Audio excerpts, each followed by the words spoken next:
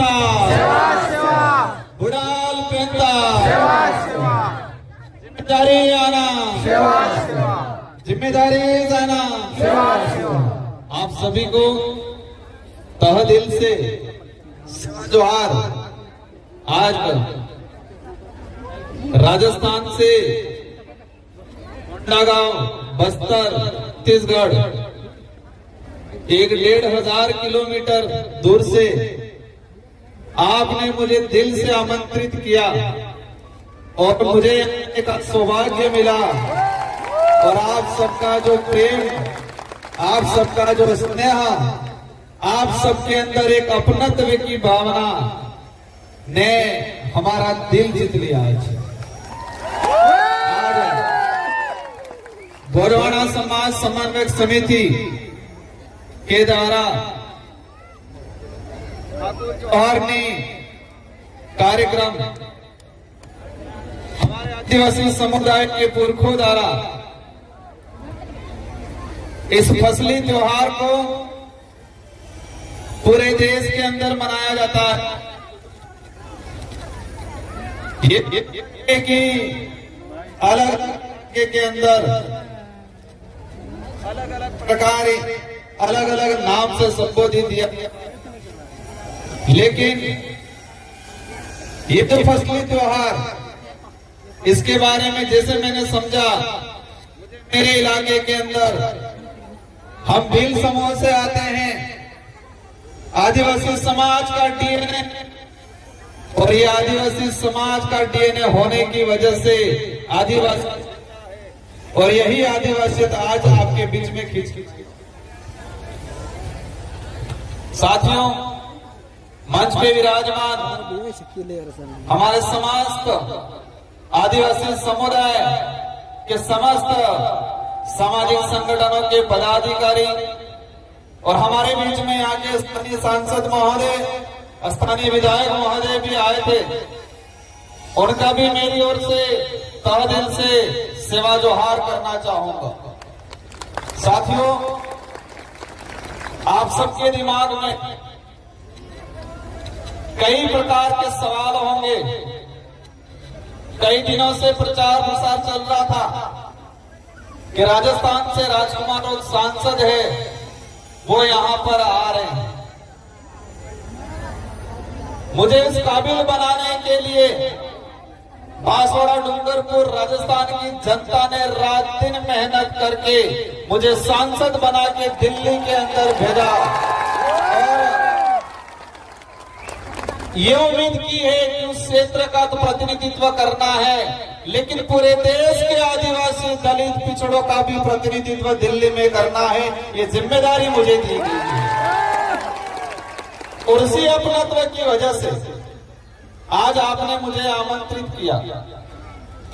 साथियों, मैं इस इलाके में पहले आया था, एक बार विधायक था तो, और मैं मेरे पूर्व विधानसभा क्षेत्र की जनता को भी धन्यवाद देना चाहता हूं, जिस जनता ने मुझे 2 बार विधायक बनाया और वो भी राजस्थान के अंदर हाईएस्ट मतों से जिता के भेजा। और अब कितनी बार मुझे सांसद बनने का अवसर मिला, 2 बार विधायक, 1 बार सांसद बना, जनता ने बनाया। अगर मैं आदिवासी समाज का सर्टिफिकेट नहीं लगाता तो शायद मुझे सांसद बनने का, विधायक बनने का अवसर नहीं मिलता। मेरे पास कितनी भी बड़ी ताकत होती, भले धन बल होता, बाहुबल होता, कुछ भी होता, लेकिन मेरे पास आदिवासी समाज का सर्टिफिकेट नहीं होता तो मुझे सांसद बनने का अवसर नहीं मिलता और मैं सांसद नहीं बनता तो शायद आप मुझे यहाँ पर बुला के आमंत्रित करके मान सम्मान नहीं देते। साथियों, आज ये कार्यक्रम है ठाकुर जोहारनी, हमारे पूर्वजों को, हमारे पितृ देवताओं को हम पूछ के नई जो फसल तैयार होती है, इसके बाद हम लोग हमारे अन्य गतिविधि और उस फसल का हम हमारे जीवन में खान पान में उपयोग में लेते हैं। मैं पूर्व वक्ताओं का भाषण सुन रहा था और कल से आए तब से मैं यहाँ के लोगों की मनोस्थिति, यहाँ की वर्तमान जो परिस्थितियां हैं उन सारे के बारे में समझ रहा था। साथियों, हमारा देश को विदेश में जब पहचाना जाता है, इस देश के प्रधानमंत्री महोदय हो या हमारे देश के राष्ट्रपति महोदय हो, कभी भी विदेश में जाते हैं तो जो मंच पे बुलाया जाता है, मंच पे बुलाने से पहले क्या कहा जाता है कि ये उस देश के प्रधानमंत्री या राष्ट्रपति महोदय है जिस देश को महान कहा जाता है।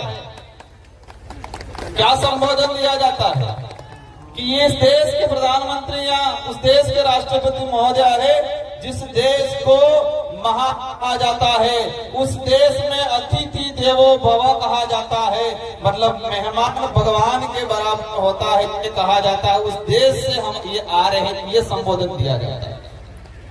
ये संबोधन दिया जाता है कि भारत देश में विविधता होने के बावजूद, अनेक धर्म, अनेक संस्कृति, अनेक जातियां होने के बावजूद भारत देश के अंदर एकता है, ये परिचय देके हमारे यहाँ के प्रधानमंत्री महोदय को विदेश में संबोधित किया जाता है। साथियों, अतिथि देवो भव हम सरकारी कार्यालयों में देखते हैं, हम सरकारी गाड़ियों के पीछे देखते हैं, सरकार के बड़े बड़े पोस्टरों में लिखा रहता है अतिथि देवो भव। मतलब हमारे गांव में, हमारे जिले में, हमारे देश में जो आया मेहमान, उसको भगवान के बराबर माना जाता है। लेकिन ये शब्द ओनली फॉर आदिवासी इलाके के अंदर ही वर्तमान में स्थापित है, आदिवासी समुदाय में ही स्थापित है, क्योंकि आदिवासी समुदाय के अंदर किसी भी गांव में, किसी भी घर में कोई भी अज्ञात व्यक्ति, अनजाना व्यक्ति चला जाएगा तो उसको मान सम्मान बिठाया जाएगा, पानी पिलाया जाएगा, चाय पिलाई जाएगी, भले पहचान नहीं हो इसके बावजूद पूछा जाएगा आप कहां से, बराबर पहचान में नहीं है। यही बात शहर में जाएंगे, अनजान व्यक्ति जाएगा, दरवाजे पे रोक लिया जाएगा, कौन हो, किस लिए आए हो, ये पूछा जाएगा, इसके बाद उसको प्रवेश दिया जाएगा।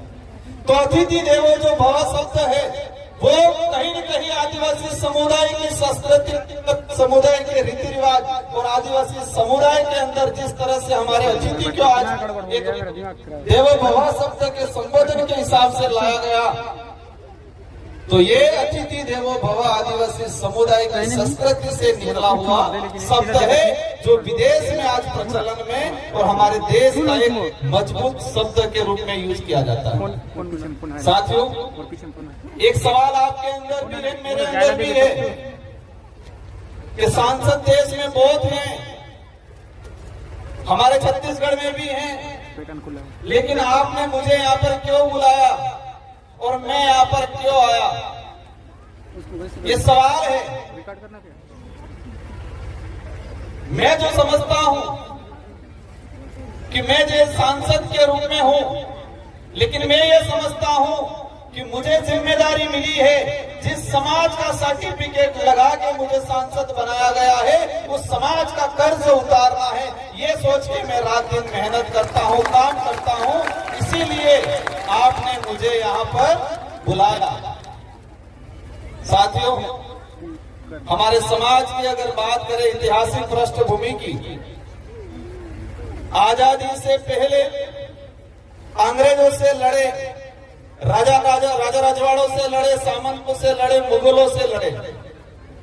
अगर आजादी के पहले का चिट्ठा निकाल के देखते हैं तो इस देश में सबसे ज्यादा अगर कोई शहीद हुआ है तो समुदाय का व्यक्ति शहीद हुआ है। भारत देश को आजाद कराने में अगर सबसे ज्यादा किसी का खून बहा है तो वो आदिवासी समुदाय का है, हमारे पूर्वजों का है। लेकिन दुख की बात यह है कि हमारा इतिहास कई किताबों में, कई पाठ्यक्रमों में एक गौण हो गया, लाइन के माध्यम हमारा इतिहास हो गया। आजादी के बाद का अगर देखें, इस देश में अगर प्रतिदिन कई अत्याचार होता है, इस देश में विस्थापन होता है तो सबसे ज्यादा अत्याचार और सबसे ज्यादा विस्थापन अगर हो रहा है तो आदिवासी समुदाय का हो रहा है। आज की तारीख भले वो छत्तीसगढ़ में हो, भले वो झारखंड में हो, भले वो राजस्थान में हो, लेकिन विकास के नाम से अगर विस्थापन होता है तो सबसे ज्यादा आदिवासी समुदाय का है। ये जो कागज पकड़ाया गया मुझे, हमारे आयोजन कमेटी ने बताया कि इन मुद्दों पे बात करना है। साथियों, हमारी जो संस्कृति है, परंपरा है, ये हमारी आइडेंटिटी है। अगर वो आइडेंटिटी नहीं रहेगी तो हमारी पहचान खत्म हो जाएगी, और पहचान खत्म हो जाएगी तो प्रमाण पत्र मिलना भी मुश्किल हो जाएगा, और प्रमाण पत्र मिलना मुश्किल हो गया तो अधिकारी नेता बनना भी मुश्किल हो जाएगा। इसलिए हमारी जो संस्कृति है, कई लोग पढ़े लिखे बनने के बाद, अधिकारी नेता बनने के बाद ये कहते हैं ये तो पुराने जमाने का काम है। हमारी संस्कृति के बारे में, हमारी पूजा पद्धति के बारे में कुछ लोग तर्क देते हैं कि जमाना बदल गया है, हमको बदलना पड़ेगा, कब तक ऐसे न ऐसे रहोगे, ये कहा जाता है। लेकिन वो उसको उस काबिल कहलाने के लिए और उस काबिल बनाने में संस्कृति का बहुत बड़ा योगदान है। जो व्यक्ति ऊपर जाके ये बोलता है, उसको उस काबिल बनाने में इस संस्कृति का बहुत बड़ा योगदान है। और हमारे आदिवासी समुदाय की संस्कृति, हमारी परंपरा, रीति रिवाज हमारे विकास में कहीं पर भी बाधक नहीं है, वो हमेशा सहायक के रूप में काम करती है। हमारी संस्कृति हमारे विकास में सहायक है, न कि बाधक है। बाधक नहीं है, सहायक है। साथियों, इस देश दुनिया में जो माहौल बना है वर्तमान के, और छत्तीसगढ़ इतना सुंदर इलाका है, भौगोलिक दृष्टि से स्वच्छ है, यहाँ के लोगों का जो व्यवहार है, हमारे समुदाय के अंदर जो प्रेम भावना है, वो अन्य इलाकों से सबसे बढ़िया हमारे यहाँ के लोगों का दिल है, मन साफ है।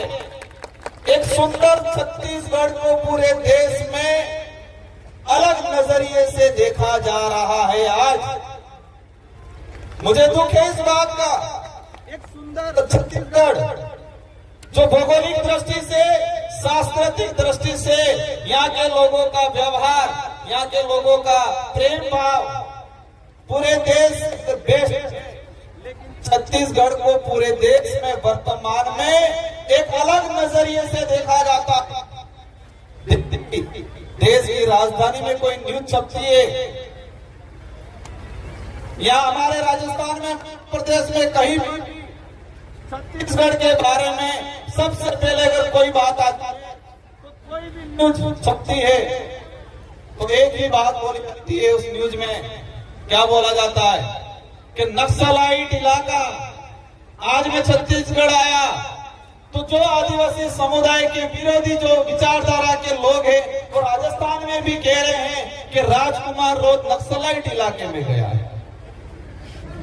राजस्थान या किसी भी देश के कोने में ये किसी भी न्यूज़पेपर में आज तक ये नहीं छपा कि छत्तीसगढ़ भौगोलिक दृष्टि से सबसे सुंदर है, वहां पर आदिवासी समुदाय रहता है और आदिवासी समुदाय की एक विशेष पहचान है, एक शानदार कल्चर है। ये कहीं नहीं बताया जाता, बस यही बताया जाता है कि छत्तीसगढ़ खराब है, एक कलंक लगा दिया है। मैं पिछली बार आया था जब विधायक था, मैंने सुना 11-12 साल की बच्ची को नक्सलाइट के मारा गया।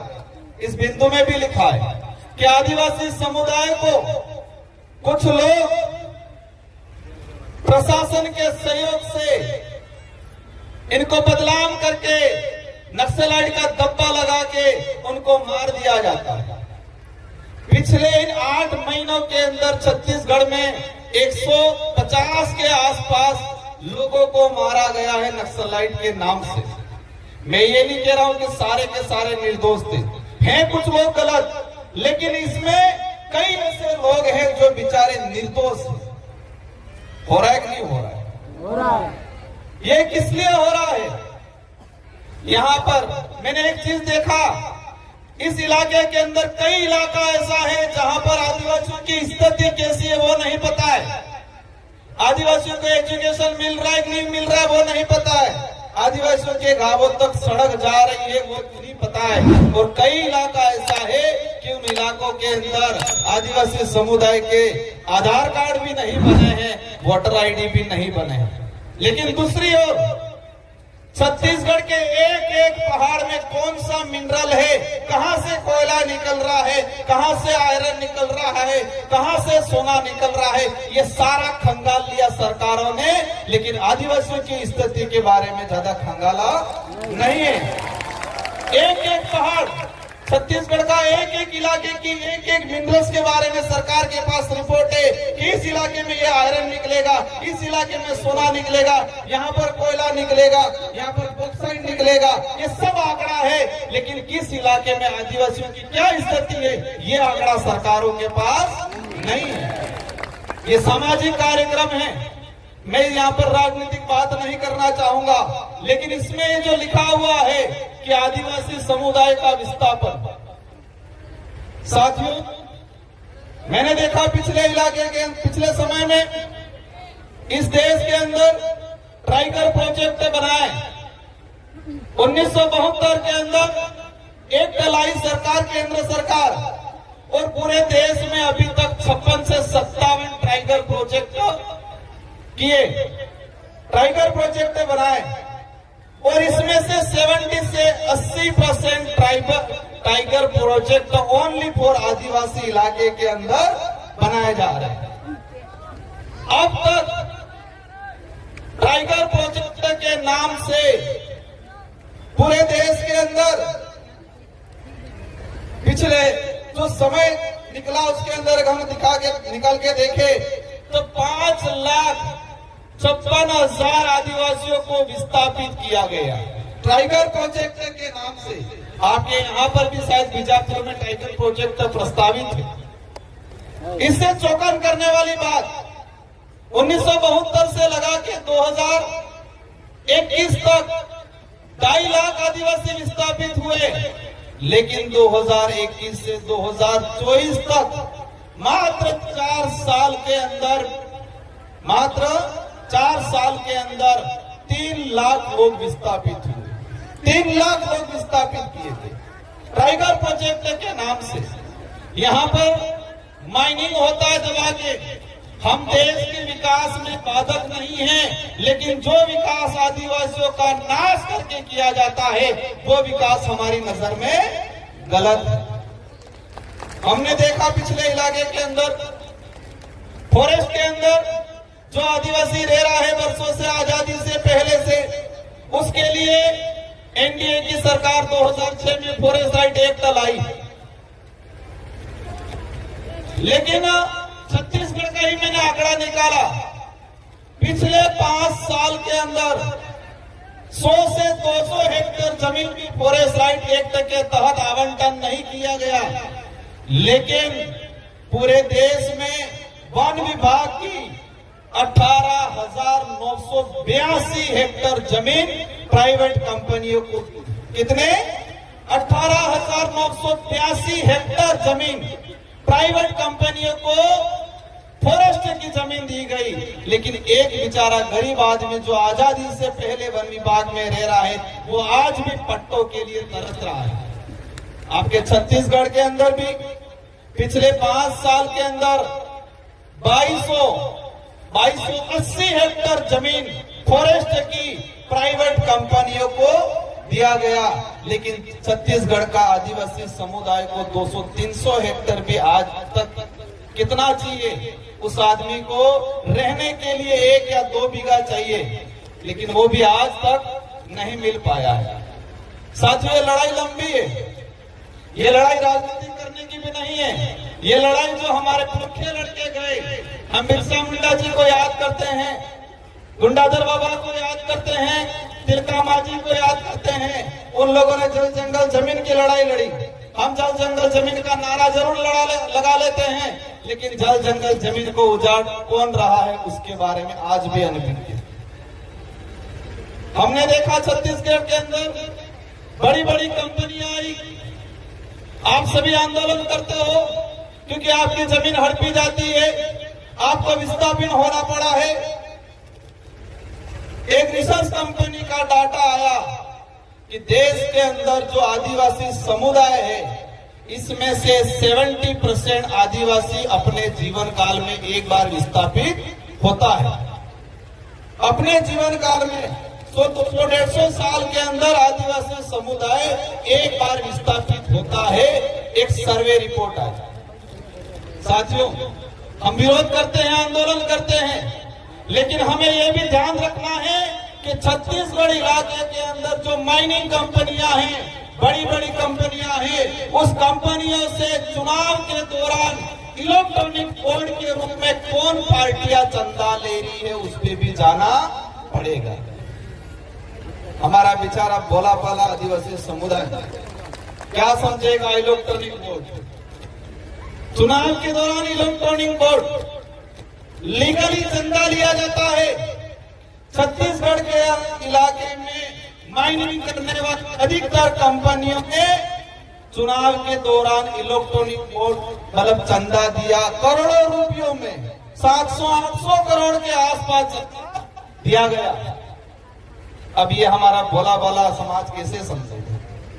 साथियों, नारायणपुर के अंदर थल सेना मैं आया, मुझे जानकारी मैंने न्यूज़पेपर में पढ़ा था। हम सेना का सम्मान करते हैं, जितना आदिवासी समुदाय इस देश की आजादी में लड़ा है, जो शहीद हुआ है, जो आज तक जो शहीद हुए हैं, उनसे कई गुना है, हम सम्मान करते हैं। लेकिन आदिवासी समुदाय के अंदर सेना के प्रति गलत भावना लाने का काम वर्तमान में किया जा रहा है। वो भावना कैसे आएगी? क्योंकि आदिवासियों की जमीन पर के अगर सेना के कैंप लगाएंगे, थल सेना को यहाँ पर जो कैंप रेंज लगाया जा रहा है, तो आदिवासी और सेना के बीच में टकराव वाली स्थिति पैदा होगी। पेशा एक्ट में प्रावधान है, शेड्यूल 5 में प्रावधान है कि 5वीं अनुसूची अंतर्गत आदिवासियों की जमीन न सरकार ले सकती है, न ही कोई गैर आदिवासी व्यक्ति ले सकता है। ये किसमें प्रावधान है? शेड्यूल 5 में प्रावधान है। सरकार भी किसी भी परियोजना को लगाने के लिए आदिवासियों की जमीन नहीं ले सकती है, जब तक ग्राम सभा इसको सहमति नहीं देती। अब ये अधिकार कैसे मिला? 5वीं अनुसूची के अंदर ये अधिकार कैसे मिला हमको? किसी ने दान में दिया क्या? ये हमारे पुरखों ने लड़ा, अंग्रेजों से लोहा लिया, अपनी जान गंवाई। इसके बाद अंग्रेजों ने और संविधान निर्माताओं ने विचार किया कि यह समुदाय हजारों सालों से जल जंगल की जमीन की लड़ाई लड़ता आ रहा है, इसलिए उनको विशेष प्रावधान देना पड़ेगा ताकि आने वाले समय में जल जंगल जमीन नहीं उजाड़ी जाए। इसीलिए 5वीं अनुसूची का प्रावधान किया गया। लेकिन आज ये नहीं हो रहा है। पेशा एक्ट की पालना नहीं हो रही है, शेड्यूल 5 के प्रावधानों की पालना नहीं हो रही है। बिना सहमति के हर जगह पे, मैं हसदेव गया था बीच में जब विधायक था, वहां पर जाके देखा फर्जी ग्राम सभा बना दिया गया। सरपंच को, ग्राम पंचायत को पता ही नहीं है, फर्जी ग्राम सभा बना दिया गया। इस तरह की जो गतिविधियां हो रही है, इस मंच पे विराजमान सामाजिक संगठन और सभी पार्टियों के पदाधिकारियों से मेरा अनुरोध है कि हम जिस समाज का सर्टिफिकेट लगा के इस लेवल तक आए हैं, उसका कर्ज अदा करने का आपको काम करना है आने वाले समय में। हम चाहते हैं हमारे देश का विकास हो, हम भी चाहते हैं हमारा देश विश्व में सबसे बड़ी ताकतवर शक्ति बने, लेकिन आदिवासियों को खत्म करके उसको ताकतवर शक्ति नहीं बना सकते हम। साथियों, लंबे समय से हमारे इस इलाके के अंदर देखा गया है फर्जी प्रमाण पत्र वाला।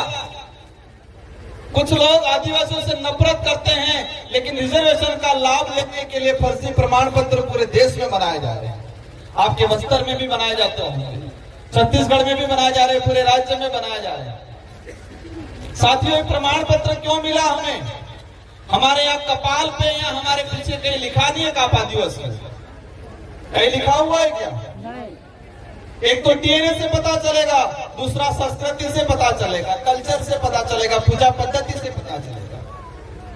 लेकिन धीरे धीरे देश के अंदर हम देख रहे हैं कि हमारी संस्कृति पे कलम चढ़ाने का काम हो रहा है, हमारी पूजा पद्धति पे कलम चढ़ाने का काम हो रहा है। और धीरे धीरे हम पढ़े लिखे कई लोग संस्कृति को भूलने की बात भी किया जाता है। साथियों, एक लंबे समय से एक जंग छिड़ी रहती है पूरे देश के अंदर। मैं सांसद बन के गया और मेरे संसद के अंदर बोला कि आदिवासी समुदाय धर्मपूर्वी समुदाय, हमारे संचालक महोदय कहते थे कि यहाँ पर हमें ये राजनीतिक मंच नहीं है, ना ही ये धार्मिक मंच है, लेकिन ये ज्ञापन दिया, उसमें मुझे लिख के दिया गया कि आदिवासी धर्म कोड लागू करने पर। इस ज्ञापन में दिया गया है कि आदिवासी धर्म कोड जारी किया जाए। जब इस बात काफी भूचाल आता है, वो समस्या आ रही है, पता नहीं माइक भी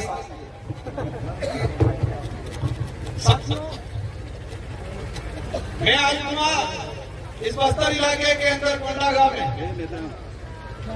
मैंने भी सभी धर्मों को नजदीक से देखा है, सभी धर्म की धार्मिक परंपरा को भी देखा है। जैन धर्म की परंपरा को देखा है, हिंदू धर्म की परंपरा को देखा है, ईसाई धर्म की परंपरा को देखा है, बौद्ध धर्म की परंपरा को देखा है।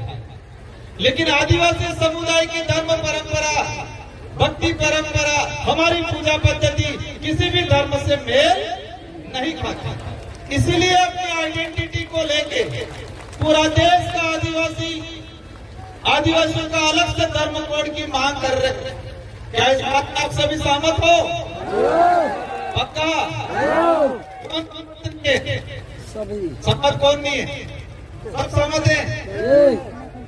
हम ये कहते हैं कि हमारा बाप, हमारे खुद के बाप की बात करते हैं तो दूसरों को दिक्कत थोड़ी होनी चाहिए। होनी चाहिए क्या? एक जंग छिड़ी हुई है पूरे देश के अंदर। हम किसी भी धर्म के विरोधी नहीं है, हम किसी भी धर्म के विरोधी नहीं है, लेकिन आदिवासियों की अपनी परंपरा, अपनी आइडेंटिटी को बचाना हमारी जिम्मेदारी है। और उसमें जब भी बात करते हैं, मैंने संसद के अंदर भी कहा था कि आदिवासी समुदाय न ईसाई है, न सिख है, न बौद्ध है, आदिवासी आदिवासी है। हमें आदिवासी की संस्कृति, हमारी आइडेंटिटी को बरकरार